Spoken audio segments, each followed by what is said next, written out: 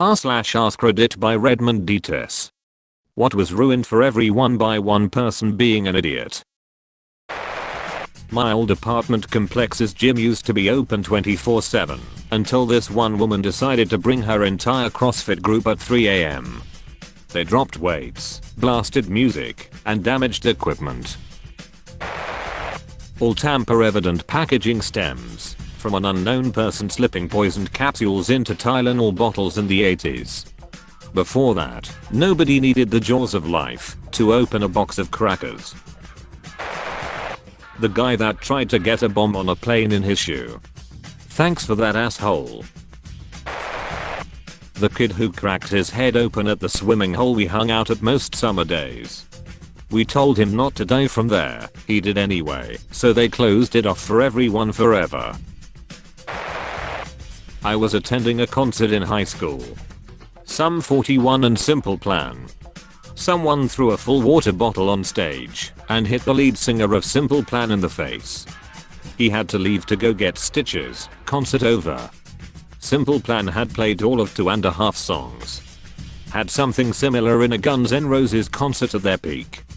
Dude threw something on Axl Rose, he dodged it, left the stage, and never came back. At that point, they had played like 3 songs.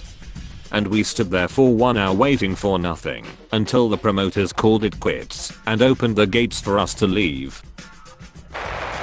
Fresh psilocybin mushroom sales in the Netherlands. Some idiot French tourist ate a bunch of them, then drank his face off, and jumped from a bridge and died.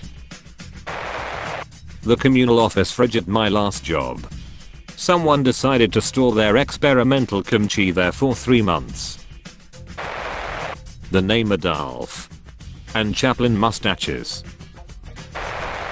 Vaccines. FU with a running chainsaw. Andrew Greedy Wakefield. Years ago, an apartment complex I lived in had a laundromat, and the machines were free to residents. Well, one resident made copies of her key, and the place after that was always packed with people that didn't live at the complex. When the owner saw the utilities go up and figured out what was going on, he installed a system where everyone had to pay for laundry. Niche answer, but community volunteers in tabletop gaming. Many companies used to have people who would join official volunteer groups to promote their games at gaming cons. Privateer Press had press gangers, Magic the Gathering had their guys, etc. It helped generate interest in their games. That doesn't happen anymore, mainly because some jackass decided to sue Wizards of the Coast years ago because they claimed that their volunteer work counted as a form of employment and that they therefore should be back paid benefits. Overnight, many games companies shuttered their programs to avoid similar lawsuits. The jerk at my work who expensed his family's dinner. Now they scrutinize every receipt, and they didn't lose their job. Thanks, knucklehead. First thing that popped into my head was the creator of Flappy Bird having a breakdown and deleting the app. He didn't have a breakdown from people stressing over the game. He got a nervous breakdown from all the harassment by Vietnamese gangs extorting him. He was making thousands of dollars a day, and those assholes believed they were entitled to their cut. They would slash his tires, vandalize his home, send him photos of family members, threatening kidnapping, etc. He ended up deleting it to make the extortion stop. The national paper had an annual literary quiz contest for years, with questions so obscure that if you looked them up back then in the early days of Google, you'd have to virus scan your computer after. I was one of the winners twice, winning merch. The last time they ran it, I teamed up with 2 other contests winners, and we shared the questions and our guesses and answers on a bulletin board site. Little did we know that you could Google search within the site, where we posted them all. Again, early days of Google. They ended up with a flood of entries cribbed from our collected answers. A few months later they retired the contest. So you were the person to ruin it for everyone else?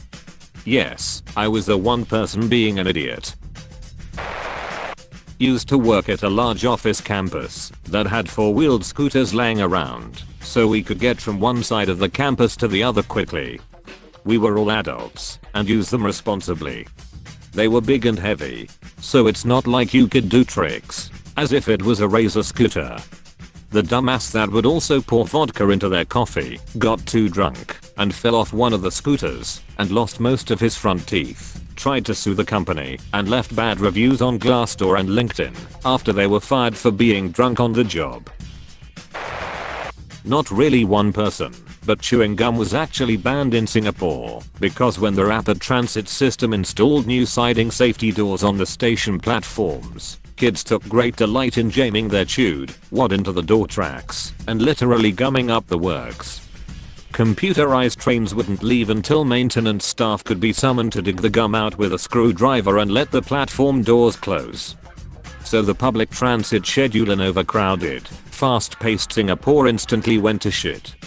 Which, of course, simply couldn't be allowed in such a micromanaged, top-down autocratic nation.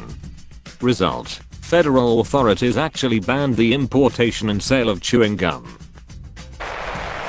Coupons. They are not what they used to be because of some people taking advantage of them to such a horrible amount. Pokemon cards. Watching grown-ass man boys fight each other in a parking lot for a box of cards. In middle school, we had a planned field trip to the zoo to celebrate our last year as middle schoolers. Well, one idiot thought it would be a better idea to go out with a bang by starting a food fight in the cafeteria instead. End of year school trip cancelled for everyone, and everyone had to help clean the food fight mess. The cafeteria smelled terrible until the end of the school year because janitors couldn't clean food stuck in the high ceilings. We could not use the hallway lockers in school because idiot neighbor brought a gun, just because. But you could use the gym lockers. They took away break room lockers at work because idiot worker stored years expired food and junk in it.